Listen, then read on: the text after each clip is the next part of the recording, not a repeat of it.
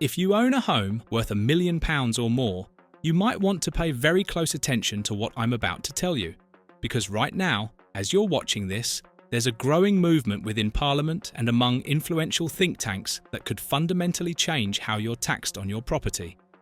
We're not talking about small adjustments or minor tweaks to existing rules. This is about a complete overhaul that could see wealthy homeowners facing bills they never anticipated. And the really unsettling part? Most people have no idea it's even being discussed. Before we dive deeper into this, make sure you hit that like button and subscribe to Property Reporter. We're dedicated to bringing you the latest updates on everything happening in UK property, the economy, and housing news. You won't want to miss what's coming next in this story. Now, you might be wondering why anyone would want to target £1 million homes specifically. The answer lies in something economists and politicians have been whispering about for years, but are now saying out loud with increasing confidence. Wealth inequality in the UK has reached levels that many consider unsustainable, and property sits at the very heart of this divide.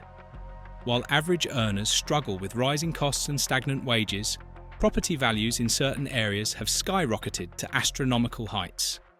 A modest terraced house in parts of London now costs what a mansion would in other regions. This disparity hasn't gone unnoticed, and those in power are looking for ways to balance the scales. The proposals being discussed aren't coming from fringe political groups or radical activists. They're emerging from respected economic institutions and mainstream political circles. The Resolution Foundation, a think tank that advises government on economic policy, has published detailed reports suggesting that homes valued over £1 million should face additional taxation. Their argument centres on the idea that property wealth has been undertaxed for decades, while income from work has borne the brunt of the tax burden. They point out that someone earning £50,000 a year pays a far higher effective tax rate than someone sitting on property assets worth several million.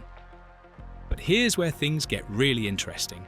The current council tax system, which most homeowners are familiar with, is based on property valuations from 1991. Yes, you read that correctly.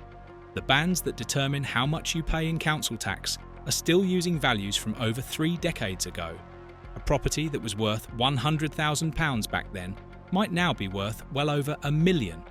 Yet, the council tax paid on it hasn't increased proportionally. This frozen system has created enormous distortions in who pays what, and it's become politically impossible to ignore. The proposals being floated would introduce what's being called a proportional property tax. Instead of the current band system, homeowners would pay a percentage of their property's current market value each year. The suggested rate hovers around 0.5% annually, which might not sound like much until you do the math. On a property worth £1 million, that's £5,000 per year. On a £2 million home, it's £10,000. For those living in areas where property values have exploded, particularly London and the South East, this represents a massive increase compared to CU. Rent council tax bills, which typically max out at around £3,000 annually, even for the most expensive homes. What makes this even more complex is how it would affect different types of homeowners. Someone who bought their home decades ago when prices were reasonable and has simply watched its value increase would suddenly face a substantial annual bill based on wealth they haven't actually realised. These aren't necessarily wealthy individuals in terms of income. Many are retirees living on modest pensions in homes they've owned for 40 or 50 years. Their neighbourhoods gentrified around them, and now they're asset rich but cash poor. Under the proposed system, they could be forced to pay thousands more each year or face the unthinkable prospect of selling homes they've lived in for most of their adult lives. The political calculations behind this are fascinating and reveal just how seriously this idea is being considered. Both major parties are acutely aware that housing has become the defining economic issue for an entire generation. Young people and first-time buyers have been priced out of home ownership in many areas, creating a demographic that's increasingly receptive to policies that appear to target property wealth. At the same time, existing homeowners represent a powerful voting bloc that can make or break elections. Threading this needle requires policies that can be presented as fair while not alienating too many voters. A tax specifically targeting £1 million homes offers that sweet spot, affecting a relatively small percentage of the population while generating significant revenue and political capital. The revenue potential is enormous, and this is what's really driving the conversation in Treasury circles. Current estimates suggest that a proportional property tax replacing council tax could raise an additional £20 billion annually if implemented across all properties. But if targeted specifically at homes worth over £1 million, it would still generate several billion in new revenue while affecting less than 5% of households. In an era where the government is desperately searching for ways to fund the NHS, social care, and crumbling infrastructure without raising income tax or VAT, property taxation looks increasingly attractive. It's a source of revenue that can't move offshore, can't be hidden, and is relatively straightforward to collect. And then there's the precedent from other countries that's being studied very carefully. Several nations have implemented wealth taxes on property with varying degrees of success. Switzerland charges annual taxes based on property values. The Netherlands includes property wealth in its overall wealth tax calculation.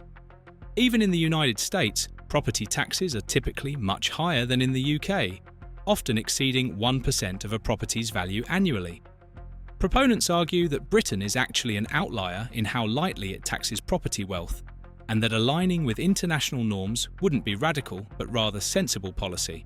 However, the devil is always in the details, and the implementation challenges are staggering. How do you accurately value every property in the country on a regular basis?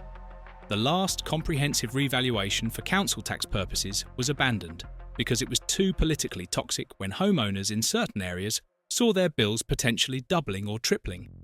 Any new system would require cons. TANT valuations, to be fair, which means either expensive assessments or relying on automated valuation models that homeowners could dispute. The administrative burden and the inevitable legal challenges could make the whole system unwieldy before it even gets off the ground. There's also the question of whether this would actually address the housing crisis or simply punish success.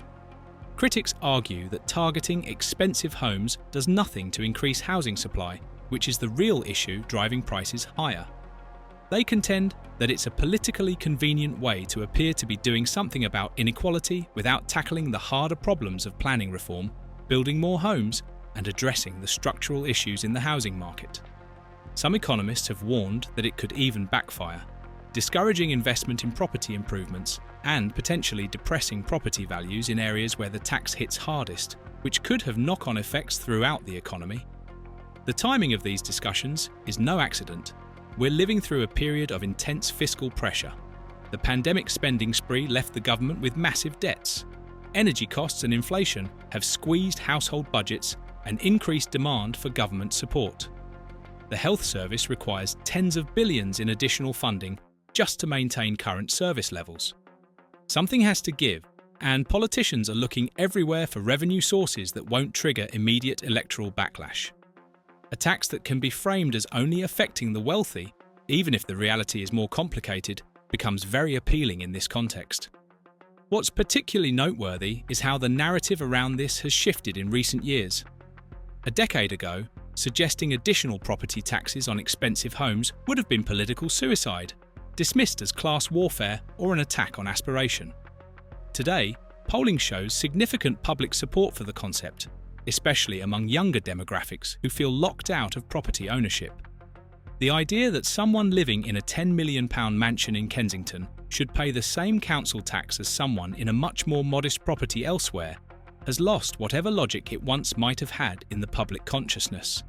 The ground has shifted, and what was once unthinkable is now being openly debated in parliamentary committees and policy papers. But let's talk about the practical impact on actual homeowners, because that's where the theory meets reality in ways that are deeply concerning for many people. Imagine you bought your home 20 years ago for £400,000. You've paid your mortgage diligently, raised your family there, and now it's worth £1.2 million due to market forces entirely beyond your control. Under current council tax, you might pay £2,500 annually. Under a proportional property tax at 0.5%, you'd suddenly owe £6,000. That's an extra £3,500 every single year.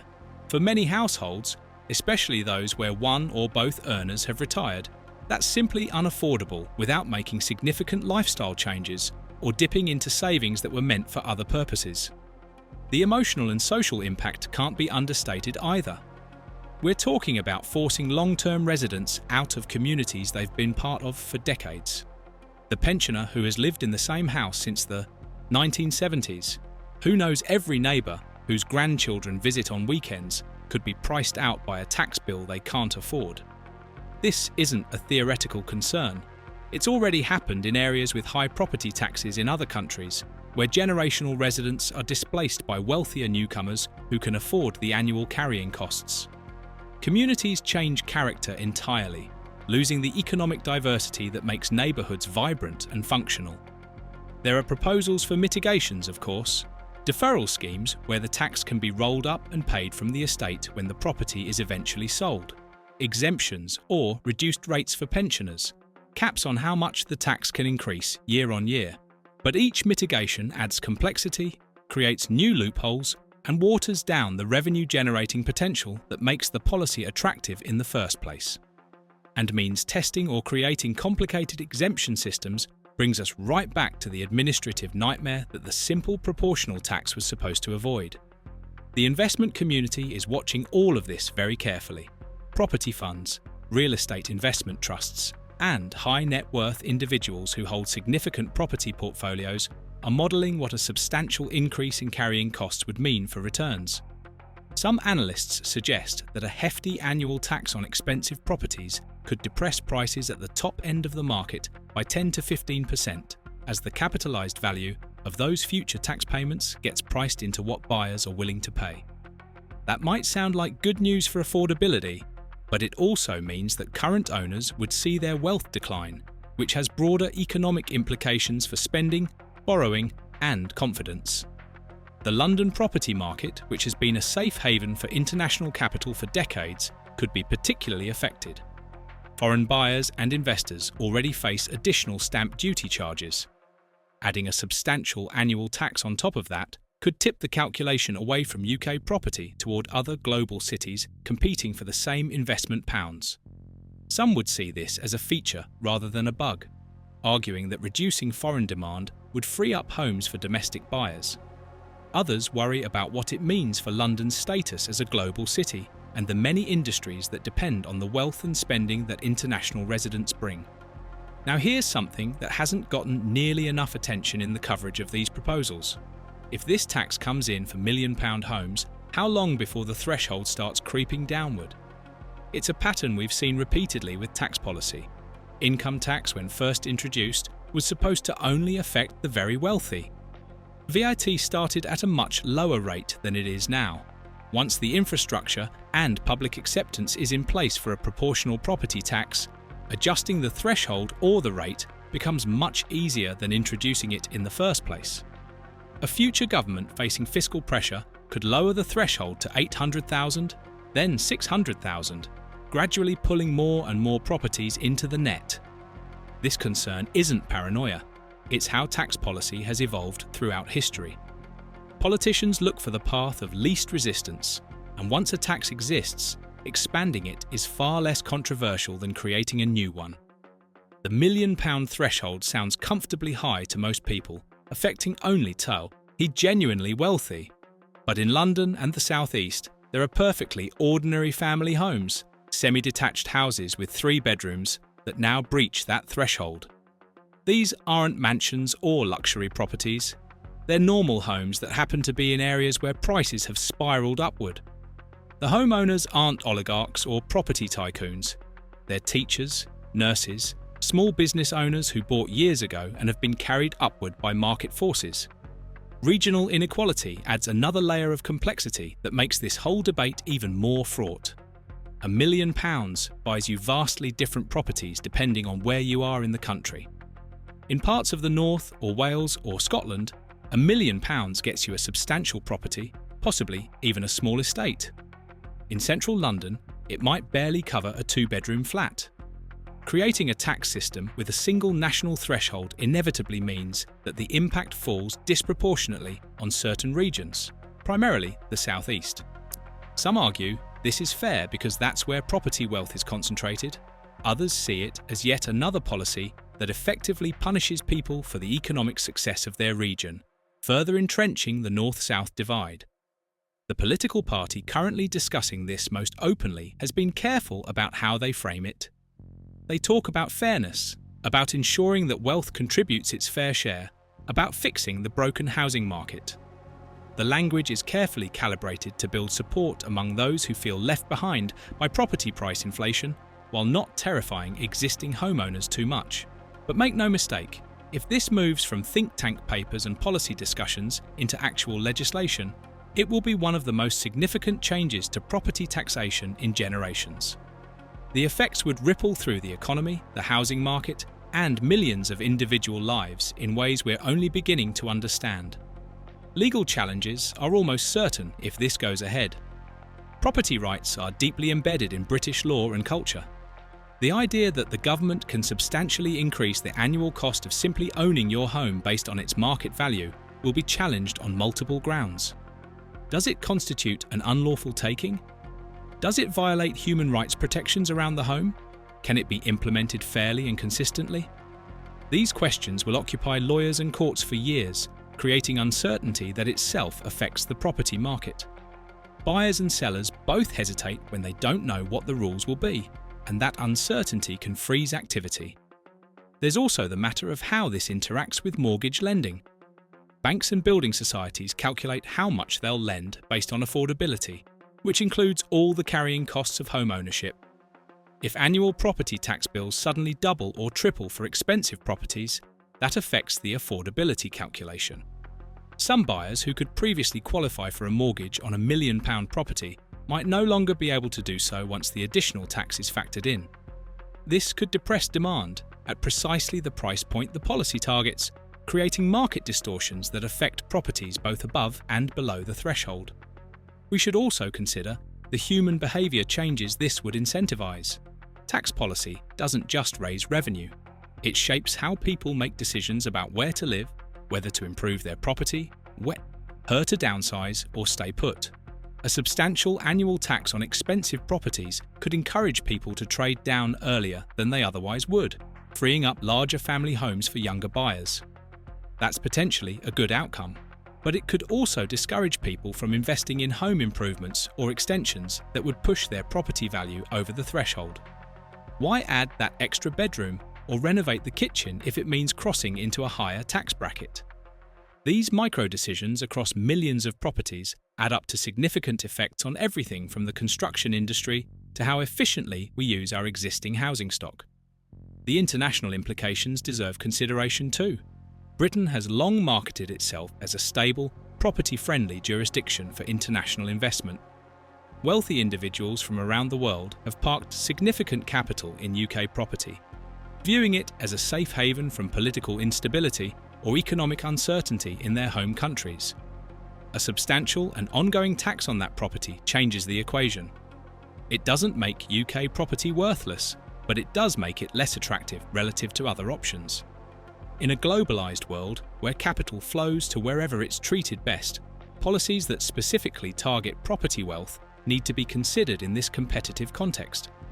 What does it mean for London's financial services industry, for the luxury goods sector, for the many businesses that depend on wealthy residents and visitors, if we make holding expensive property here significantly more costly? And we haven't even touched on the implementation timeline yet. If a government committed to this policy tomorrow, it wouldn't happen overnight. You'd need years to set up the valuation system, to pass the legislation, to create the administrative infrastructure, to collect the tax and handle disputes. During that entire period, the property market would be operating under a cloud of uncertainty. People considering buying expensive properties would have to factor in unknown future tax liabilities. Sellers might rush to get out before the tax takes effect, or hold off hoping the policy gets watered down or abandoned. This transition period could be just as disruptive as the actual tax itself. What's remarkable is how quickly this has moved from fringe idea to serious policy discussion. Just 5 years ago, most mainstream politicians wouldn't touch additional property taxes with a 10-foot pole. The political trauma of previous revaluation attempts was too fresh, and homeowners represent too important a voting bloc.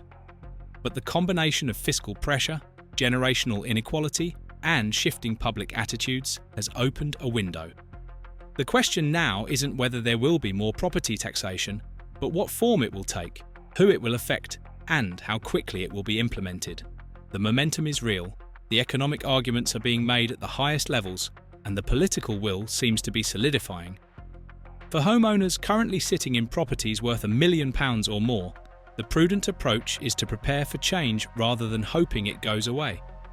That doesn't necessarily mean panic selling or making rash decisions. It does mean understanding that the favourable tax treatment of property wealth that we've enjoyed for decades might be coming to an end. Having conversations with financial advisors about what a substantial increase in annual property costs would mean for your long-term planning, considering whether the home you're in is really where you want to be if carrying costs increase significantly.